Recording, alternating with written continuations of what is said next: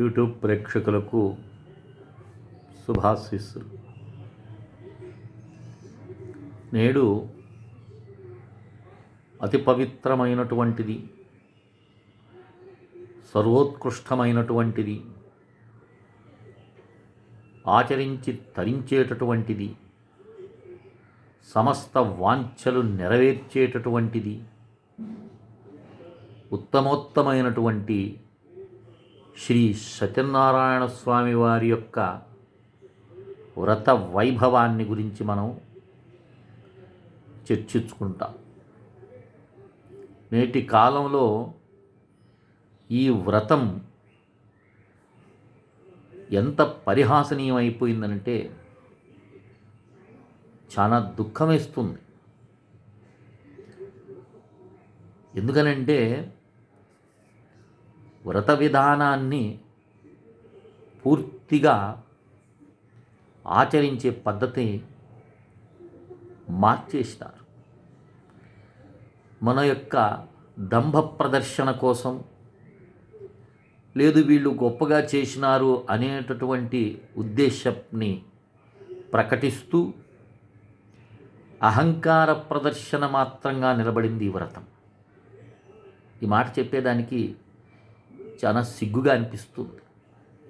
ఎందుకంటే ఇది చిన్న వ్రతం కాదు. ఇది మీరు భవిష్యత్ పురాణం, అలాగే స్కంధ పురాణం, ఈ రెండు పురాణాన్ని కానీ మనం పరిశీలించి చూచినట్లయితే ఈ వ్రతం యొక్క మాహాత్మ్యం మనకు అర్థమవుతుంది. ఎందుకనంటే ఇది స్కంధ పురాణంలో రేవాక ఖండం అనేటటువంటి ఖండంలో 6 అధ్యాయాలతో కూడుకున్నటువంటి వ్రతం ఇది. మీరు బాగా గుర్తుంచుకోండి, వ్రతము అంటే నియమము. ఈ నియమాన్ని నువ్వు అతిక్రమించి నువ్వు ఎంత ధనాన్ని ఆర్జించి చేసినప్పటికీ ఫలితం శూన్యమవుతుంది. పూజ వేరు, వ్రతం వేరు. వ్రతం అంటే నియమం అని. పాలు కాచి గోరువెచ్చగా అయిన తర్వాత దానికి తోడు పెడితే పెరుగు అవుతుంది. ఇది పెరుగు చేసుకునే ఒక నియమం. అది ఈ నియమాన్ని అతిక్రమిస్తే పెరుగు నీకు లభించదు. అలాగే ప్రతి దానికి ఒక నియమం అనేటటువంటిది శాస్త్రం చెప్తుంది. కానీ నేటి కాలంలో ఆ నియమం ఉల్లంఘన జరిగిపోయిందని చెప్పటంలో సందేహమే మాత్రం లేదు. ఎందుకంటే ఇది సత్యవ్రతం అని అన్నారు. అంటే ధర్మానికి ఉన్నటువంటి 4 పాదాల్లో మొట్టమొదటిది సత్యము,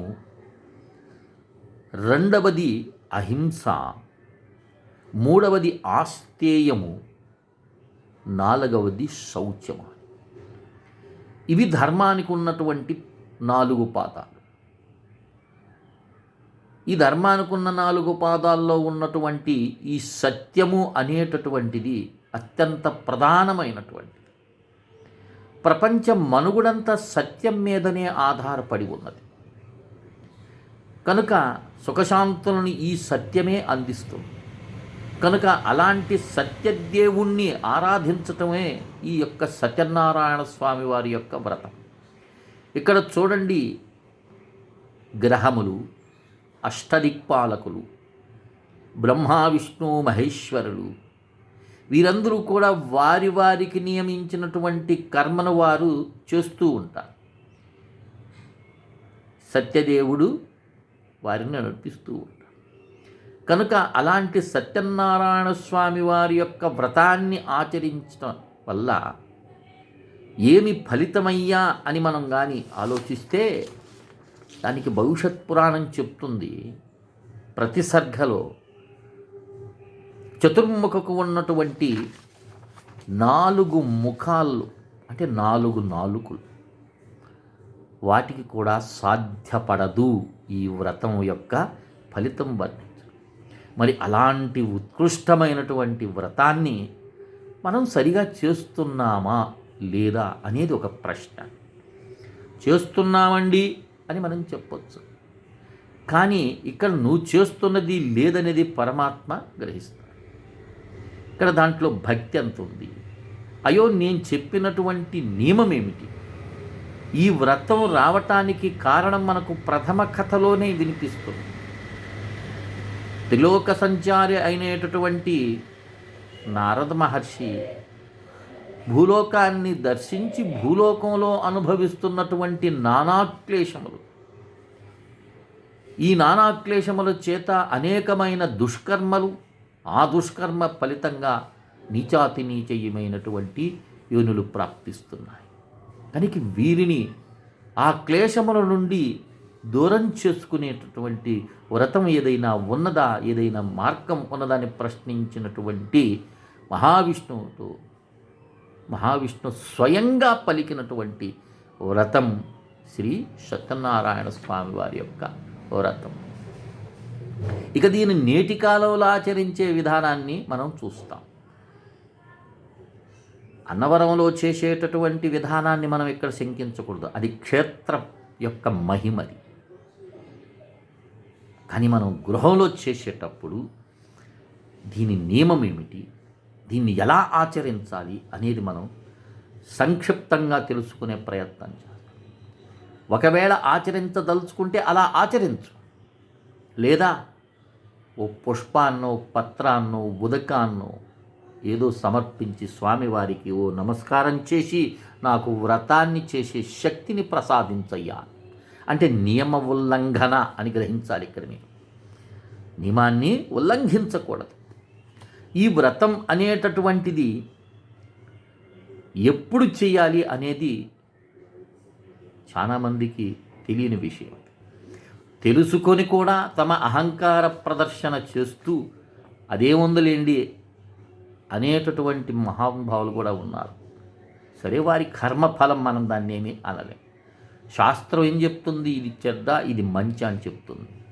కానీ నేను చెడును వదిలేసి ఆ మంచిని వదిలేసి చెడే చేస్తానంటే అది నీ కర్మ కదా. కనుక ఇక్కడ చెప్తున్నాడు ఏమనంటే, ఏవం సంకల్ప్యాం మధ్యాహ్నే కృత్వా మధ్యాహ్నే కీహి క్రియాః సాయంకాలే పునఃస్నాత్వా యజే దేవ నిశా ముఖే. ఇది ఇక్కడ మనకి చెప్తాం. అంటే ప్రాతకాలం నువ్వు లేచి స్నానాదులు చేసుకొని మధ్యాహ్నం ఒకవేళ నువ్వు ఆకలికి తట్టుకోలేకపోతే స్వల్పమైనటువంటి ఆహారాన్ని నువ్వు గ్రహించి మరలా సాయంత్రము పునఃస్నాత్వ మళ్ళీ స్నానం చేసి ఈ వ్రతాన్ని నిశాముఖే అంటే రాత్రి ప్రారంభ కాలం, అంటే మనకు సూర్యాస్తమయం అయిన వెంటనే లేదా సూర్యాస్తమయానికి మరికొద్ది నిమిషాల ముందు, అంటే గోధూళి సమయం అంటారు దీన్ని. ఆ గోధూళి సమయం మనకు పంచాంగంలో మనకు స్పష్టంగా ఇస్తారు. ఈ సమయం నుంచి ఈ సమయం వరకు గోధూళి సమయం అని. ఆ సమయంలో ప్రారంభించమన్నాడు ఈ ఉత్కృష్టమైనటువంటి వ్రతాన్ని. ఇక్కడ స్నానం చేసే దగ్గరే మనం చేసే పొరపాటు, మొట్టమొదటి పొరపాటు స్నానం దగ్గరే జరిగిపోతుంది. మనం కట్టుకున్నటువంటి బాత్రూమ్లు కదా, నాలుగు పక్కల బంధించి ఉన్నాము, మనల్ని ఎవరూ చూడరు అని నువ్వు దిగంబరుడివై స్నానం చేసినట్లయితే స్త్రీ పురుష ఇరువులు కూడా దంపతులు ఆ వ్రతం మనకు ఫలితాన్ని ఇవ్వదు.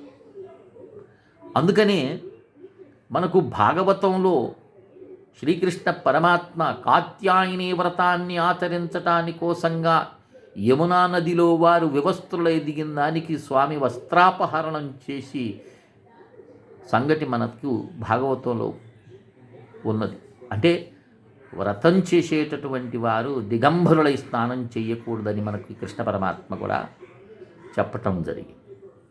కనుక అంగవస్త్రాన్ని ధరించి స్నానం చేసుకొని ప్రాతకాలం అలాంటి స్నానం చేసి సూర్యోదయానికి ముందే స్నానం చేసి మనం సూర్యనారాయణుడికి ఎదురుగా నిలబడి సూర్యనారాయణుడికి అర్ఘ్యాన్ని మనం ఇవ్వాలి. ఈ అర్ఘ్యాన్ని ఇస్తూ మనం ఏం చెప్పాలి అంటే, ఈనాటి సాయంకాలం నేను ఈ వ్రతాన్ని చేస్తున్నాను, ఈ వ్రతాన్ని చేసి నీ యొక్క నైవేద్యాన్ని గ్రహించి నిన్ను భజిస్తున్నాము హే శ్రీ సత్యనారాయణ స్వామి అని మనం స్వామికి విన్నవించుకుంటాం. ఆ పైన ఈ వ్రతాన్ని చేయటం అనేది ధర్మం అన్నారు. మరి ఈ వ్రతం చేసేటటువంటి సమయాలు కూడా మనకి ఇచ్చారు. మన ఇష్టాసారంగా చేయకూడదు స్వామా. వ్రతం అంటే ఋషి చేత చెప్పబడినటువంటిది, కల్పోక్తంలో చెప్పబడినటువంటి విధానంగా మనము వ్రతాన్ని ఆచరించాలి. అది ఏమిటో ఇక్కడ చెప్తున్నారు.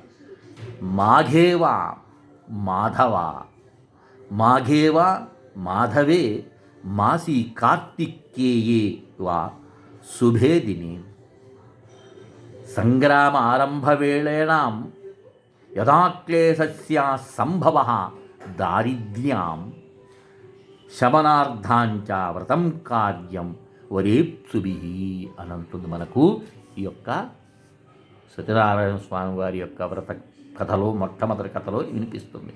అంటే ఇది మాఘమాసం కానీ, అలాగే చైత్రమాసం, మాఘమాసం, వైశాఖమాసం, కార్తీక మాసం, లేదా ప్రతి మాసంలో వచ్చేటటువంటి ఏకాదశి నాడు, రవి సంక్రమణ నాడు, పూర్ణిమ నాడు.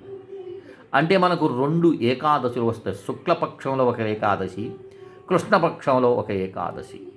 అలాగే పూర్ణిమ అనేది రవి సంక్రమణ. అంటే ప్రతి నెలలో రవి ఒక రాశిలో ప్రయాణం చేస్తాడు. దాన్ని మనం రవి సంక్రమణ అంటారు. అది చాలా ఉత్కృష్టమైనటువంటి సమయం. కనుక ఈ 4 రోజుల్లో మాత్రమే ఈ వ్రతాన్ని ఆచరించాలి. ముఖ్యంగా దేనికోసం ఆచరించాలి అని అంటే, ఇది దారిద్ర్యంతో బాధపడేటటువంటి వారు, నానాక్లేశములతో బాధపడేటటువంటి వారు, ఏది కూడా కలిసి రానటువంటి వారు ఉన్నారు కదా. అనేక మంది అనేక క్లేశంతో బాధపడుతూ ఉంటారు. కనుక క్లేశ నివృత్తి కోసంగా వచ్చినటువంటి వ్రతమే కానీ మన యొక్క అహంకారాన్ని ప్రదర్శించుకునేటటువంటిది మాత్రం కాదు. కనుక ఇది గృహప్రవేశాల్లో చేయటం, అలాగే వివాహం అయిన తర్వాత నూతన దంపతులను కూర్చోబెట్టి వారి చేత ఆచరింపజేయటం అనేది ఈ వ్రతంలో ఎక్కడా కూడా లేదు. ఎందుకంటే గృహప్రవేశం అప్పుడు చేసేటటువంటి తంతు చేస్తే చాలు. ఏ తంతు ఎక్కడ చేయాలో అది తెలుసుకొని చేయాలి. ఇక నూతన దంపతులను కూర్చోబెట్టి చేయమని ఎక్కడా కూడా లేదు. ఒకవేళ చెయ్యాలి అనే సంకల్పం ఉంటే అది నువ్వు శాస్త్రోక్తంగా చేయొచ్చు. అంతేగాని పగటిపూట మధ్యాహ్న సమయం 11 గంటలకు ప్రారంభించి 12:30కి చేసేటటువంటి ప్రబుద్ధులు కూడా నేటి కాలంలో ఉన్నారు. కనుక అది అధర్మం. అది శ్రీమన్నారాయణుని యొక్క వాక్యాన్ని నువ్వు ఖండించటం అవుతుంది. నీ కుబుద్ధులతో నువ్వు స్వామి ఆజ్ఞను తిరస్కరించిన దోషం ఏర్పడుతుంది. అదేమిట్లేదండి, ఇదేమిట్లేదని మాత్రం ప్రశ్నించకూడదు సుమా. సృష్టికర్త, సృష్టి విధాత, పోషకుడు శ్రీమన్నారాయణుడు చెప్పినటువంటి మాటను ఖండించే అధికారం నీకు కానీ నాకు కానీ ఎవరికీ లేదు. ఎందుకంటే ఇది ఉత్తమమైనటువంటి వ్రతం. కనుక ఈ వ్రతాన్ని తెలుసుకొని ఆచరించి తరిస్తారు. ఎందుకంటే విశేషతః కలియుగేన అన్యోపాయో అస్తి భూతలి అంటారు. విశేషంగా కలియుగంలో ఈ వ్రతాన్ని ఆచరించి తరించినట్లయితే, అంటే దీనికి మించిన వ్రతం మరొకటి లేదు కలియుగంలో. మిగతా వ్రతాలు అనేకమైన ఉన్నాయి కూడా, అవి తన కష్టసాధ్యమైనటువంటివి. కానీ ఆచరణకు సులభమైనటువంటిది వ్రతం మనకు ఈ శ్రీ సత్యనారాయణ స్వామి వారి యొక్క వ్రతం. ఇక ముఖ్యంగా ప్రసాదం అనే విషయంకి వస్తే, ఇది సేరుంబావు గోధుమ రవ్వ, అలాగే సేరుంబావు చక్కెర. ఇక్కడ గోధుమ రవ్వ అని ఎందుకన్నానంటే, శ్రీ సత్యనారాయణ స్వామి వారికి ఈ ప్రపంచంలో మొట్టమొదటగా వచ్చినటువంటి ధాన్యము గోధుమ. గోధుమ ధాన్యం శ్రీ సూర్యనారాయణ యొక్క మనకు ధాన్యం అది. కనుక ఆ యొక్క ధాన్యాన్ని తీసుకొని అందులో మహాలక్ష్మీ స్వరూపమైనటువంటి చెరుకు, అంటే చెరుకు రసమే కదండి చక్కెర అంటే. లలితలో మనం ఏం చదువుతాం? ఇక్షుకోదండ స్వరూపిణి మనోరూపేక్ష కోదండ పంచతన్మాత్రయ సాయిక అంట. అంటే అమ్మవారు శక్తి మనకు చక్కెర రూపంలో ఉంటుంది. చక్కెరే కదండి. చక్కెర నియంత్రణ కోల్పోయినప్పుడు శరీరం మనకి అస్తావ్యస్తం తయారవుతుంది. ఇది అందరికీ, మధుమేహగ్రస్తులందరికీ తెలిసినటువంటి విషయం. కనుక గోధుమ రవ్వను అలాగే చక్కెరను చేరుంబావు తీసుకొని ఇక దాంట్లో వేయాల్సినటువంటివి యాలకలు, అలాగే ఆవు నెయ్యి, జీడిపప్పు, బాదము ఇవన్నీ కూడా వేసి కొంతమంది పచ్చి ప్రసాదం పెట్టడం మొదలు పెడుతున్నారు. అంటే రవ్వను ఏంచకుండానే అలాగే పచ్చిది కలిపేస్తారు. ఇది సరి అయిన పద్ధతి కాదు. ఎందుకంటే మనం ఇంటికి అతిథి వస్తే ఏమండి వాడికి పచ్చి పెడతామా మనం? కనుక అది నేతిలోని వేంచబడాలి. నేతిలో వేయించినటువంటిది గుమగుమ సువాసనలతో ఉంటుంది. అప్పుడు చక్కెర కలిపినప్పుడైతే అది స్వామివారికి ఎంతో ప్రీతిపాత్రనిచ్చేటటువంటి ప్రసాదం. ఈ ప్రసాదాన్ని కూడా పంచే విధానం కూడా ఉంది సుమా. దీన్ని ఒక తాంబూలంలో పూసి దర్భతో 4 భాగాలుగా విభజిస్తారు ఈ ప్రసాదాన్ని. ఈ 4 భాగాలుగా విభజించినటువంటి ప్రసాదాన్ని ఒక భాగము ఆచార్యుడికి, అంటే వ్రతం చేసినటువంటి వారికి, మరి ఒక ఇది అక్కడ కుటుంబ సభ్యులందరికీ కూడా మరి ఒక భాగం, అలాగే వచ్చినటువంటి వారికి అందరికీ ఒక భాగం, ఇక మిగిలినటువంటి 4వ భాగాన్ని యజమానుడు భోంచేస్తారు. కనుక ఇది నైవేద్యాన్ని నివేదన చేసేటటువంటి విషయం. ఇక మరొక ముఖ్యమైనటువంటి విషయం ఏమిటంటే, ప్రసాదం అయిపోయిన తర్వాత సజ్జనులతో, బంధువులతో, బ్రాహ్మణులతో కూర్చొని బ్రాహ్మణై వారందరితో కూర్చొని ఇది భోజనం అంటే ప్రసాదం, భగవతర్పితమైనటువంటి దాన్ని ప్రసాదం అని మనం భావించాలి. అది మనకు మహానైవేద్యంగా మనం వరెన్నం అలాగే స్వామివారికి పెట్టాల్సినటువంటి మహానివేదన అంతా కూడా మనం పెడతాం. అది నివేదిత ప్రసాదం. అది కదా యజ్ఞశిష్టో శినస్సంత ముశ్చంతెక్కరు సర్వకిల్భిషై అని ఉంటుంది. యజ్ఞశేషాన్ని అంటే యజ్ఞం చేయగా మిగిలించినటువంటి పదార్థాన్ని ఎవరైతే భోంచేస్తారో సమస్తమైనటువంటి పాపముల నుండి తరిస్తారు అని మనకు భగవద్గీత కూడా చెప్తుంది. కనుక ఈ ప్రసాదాన్ని అక్కడే కూర్చొని బంధువులు అలాగే బ్రాహ్మణులు కూడా కూర్చొని వారు కూడా భోంచేయాలి. అప్పుడే ఈ వ్రతం యొక్క ఫలితం లభిస్తుంది. కానీ ఈ నియమాన్ని ఈనాడు ఎవరూ కూడా పాటించరు. అనేకమైనటువంటి వ్రతాలను చూచినాన్ని. కనుక పూర్తిగా ధర్మవిరుద్ధమైనటువంటి వ్రతం చేస్తూ శ్రీమన్నారాయణుని మనం అవమానం చేస్తున్నారనేది నా యొక్క అభిప్రాయం. కనుక శాస్త్రం మనకు ఏది చెయ్యాలి ఏది చెయ్యకూడదు అని మనకు నిర్ధారణ చేసి చెప్తున్నప్పుడు మనం దాన్ని ఉల్లంఘించి చేసి అయ్యో మాకేం కలిసి రాలేదండి, మేము వ్రతాలు ఎన్నో చేసినాము అని మనం చెప్తున్నాం. ఇంకొక ముఖ్యమైన విషయం ఏమిటంటే, వ్రతముల మీద కూర్చున్నటువంటి ఆ దంపతులు ఇద్దరూ కూడా వ్రతం మీద కన్నా దృష్టి వచ్చిన వారి మీద దృష్టి ఉంటుంది. ఆ పోయేటటువంటి వారిని పలకరించటం, బాగున్నారా అనటం, అక్కడి నుంచే సైకిల్ చేయటం, అంటే శ్రీ సత్యదేవుడు అక్కడికి ఆవాహన చేసినటువంటి విషయాన్ని మర్చిపోయి ప్రవర్తిస్తూ ఉంటారు. మరి అలాంటి అహంకార ప్రదర్శన ద్వారా ఈ వ్రతం యొక్క ఫలితం శూన్యమన్న. కనుక శ్రద్ధాభక్తులతో ఆచరించినట్లయితే ఆ వ్రతం యొక్క మహిమ ఇంత అంతా కాదని స్వయంగా బ్రహ్మే చెప్పాడు. నా 4 నాలుకలు కూడా సరిపోవు ఈ వ్రత వైభవాన్ని వర్ణించడానికి.